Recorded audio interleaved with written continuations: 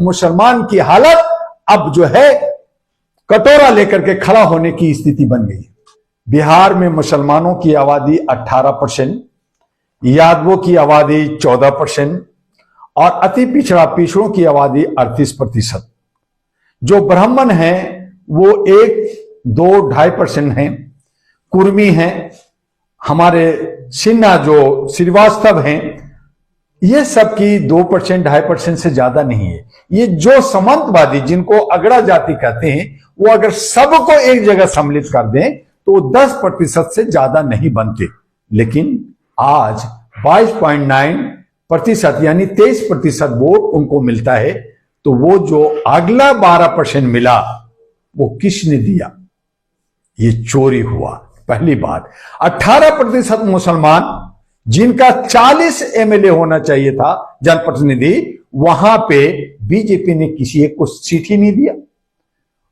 Janata Dal you Nitish Kumar चूंकि मुख्यमंत्री थे तो उन्होंने उन मुसलमान जहां 70-80% की आबादी थी वहां पे 4 सीट दिया, उसमें से उनको 1 सीट मिल भी गया। और मुसलमान को नकारा तेजस्वी ने भी, आरजेडी ने भी उनको नकारा। उनको कहा मैं तो यादवों का वोट लेकर के कुछ दलित और कुछ और दे देंगे और मैं जीत जाऊंगा, मैं मुख्यमंत्री मैं बन गया साहब, घोषणा कर दिया। और 2.01% जो मल्ला थे, जो साहनी वीआईपी का चीफ था, उसको कहा कि तुम डिप्टी सीएम घोषित कर दिए। तो मुसलमान ने कहा 18% कहां जाएगा, 38% कहां जाएगा, अन्य जो 10-8% है वो कहां जाएगा। उन्होंने कहा कि 38 और अगर 18 जुड़ जाते तो 56 उनकी सरकार बन सकती थी, एक दलित मुख्यमंत्री बन सकता था, एक अब्दुल गफूर की तरह जो है मुसलमान मुख्यमंत्री बन सकता था, उप मुख्यमंत्री बन सकता था। लेकिन चूंकि ये लोग सोचने और समझने में देर कर दिए, इनमें कोई नेता नहीं था, ये आपस में लड़ते रहे, ये रोटी बोटी और बिरयानी और ताड़ी और शराब और ये 5,000 और 10,000 और 2,000 और 500 में बिकते चले गए। पासवाना में बटे, शिया में बटे, सुन्नी में बटे, बहुत सारे खलीफा और बड़े अलग अलग के नेता कोई बीजेपी के लिए नेतागिरी कर रहा है, चाहे मिले ना मिले, डर के मारे वहां है तो कुछ लोग वहां, कुछ लोग वहां, सब ऐसे बटे रहे। नतीजा जहां ओवैसी 0 होने वाला था वो हार जाता। यही वजह है कि मुसलमान लामबद होके, जहां ज्यादा मुसलमान थे वहां 5 सीटें उनको मिल गया। वो थैंक गॉड मनाए कि उनको 5 मिला। अन्य जगह में भी अच्छा खासा वोट मिला। वो वोट कटा किसका? इंडिया गठबंधन का वोट कटा।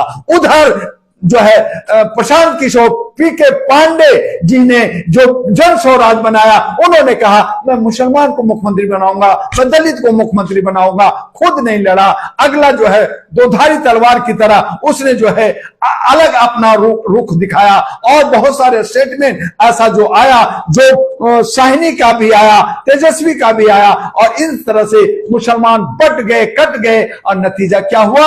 वोट का ध्रुवीकरण हुआ, वोट का कटाव हुआ, कुछ चोरी हुआ, कुछ डकैती हुआ। और यही विपक्ष कहते हैं कि हजारों हजार हरियाणा से, मध्य प्रदेश से, राजस्थान से, गुजरात से, बंगाल से नौजवानों को भेजा गया, किस लिए? ईवीएम में दबदबा करने के लिए। तो ये भी एक बहुत बड़ा फैक्टर, वो भी आवाज उठा रहे, चीख रहे, चिल्ला रहे, हम चोरी नहीं होने देंगे, चोर वोट चोर गद्दी छोड़। यही राहुल गांधी जब कहा तो हमने कहा ये बहुत गलत हो रहा है, वोट चोर ईवीएम छोड़। और तमाम पार्टी कहते हैं कि ईवीएम से अगर चुनाव होगा हम कोई भी चुनाव नहीं लड़ेंगे, तो नक्शा ही कुछ और होता। लेकिन खाली वोट छोड़ गद्दी छोड़, अरे गद्दी को कौन छोड़ देता? क्या राहुल गांधी गद्दी पे बैठे होते तो वो छोड़ देते? क्या तेजस्वी बैठा होता वो छोड़ देता? तो ये सब एक बकवास बन गया। जनता को कुछ नहीं मिला, लोगों ने कुछ मुद्दाएं उठाई, लेकिन वो सब ऐसे ऐसे एनडीए और इंडिया की चपेट में, और ये जो बहुत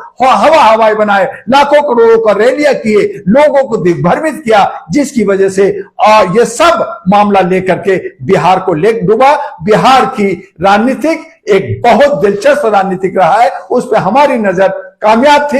हम लोगों ने भी बहुत सारे काम किए, काफी कुछ पैसे खर्च हुए, लेकिन उसके बावजूद हम सहम गए, डर गए। ये यूं कहें कि इनके लड़ाई में जनता ने भी जो है अपनी मूर्खता दिखाई और बिहार को 5 साल पीछे आप और 5 साल पीछे जाना पड़ेगा, आगे क्या होगा देखते रहिए। लेकिन बिहार में जो मुसलमानों की दुर्गति हुई, दर्री बिछाने का, झंडा लेने का और चमचागिरी करेगा, वही असर अब बंगाल में दिखेगा, वही असर अब उत्तर प्रदेश में दिखेगा। मुसलमान की कोई हैसियत नहीं, मुसलमानों के कोई रहनुमा, कोई अच्छा लीडर नहीं। 1 2 4 ऐसे हैं भी तो वो सब रेबड़ी और चमचागिरी करने वाले हैं, जिसकी वजह से मुसलमान की हालत अब जो है कटोरा लेकर के खड़ा होने की स्थिति बन गई।